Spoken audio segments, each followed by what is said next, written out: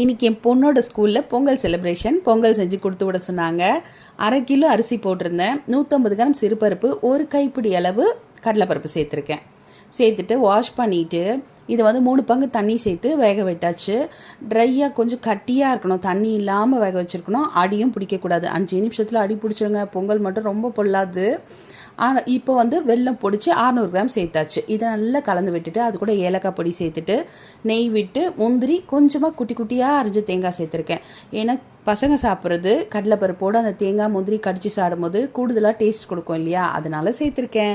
இப்போ ரெடி ஆகிடுச்சு. நல்லா கலரிட்டு அவங்களுக்கு டிஃபன் பாக்ஸில் போட்டு கொடுத்தாச்சு. கொஞ்சம் தளர இருக்கணும், அப்போ தான் அவங்க சாப்பிடும்போது அது கட்டியாகி கரெக்டாக இருக்கும் எடுக்கிறதுக்கு. பார்க்குறதுக்கு எப்படி இருக்குது? சூப்பராக இருக்குல்ல? இப்படி தான் கொடுத்து விட்டுருந்தேன்.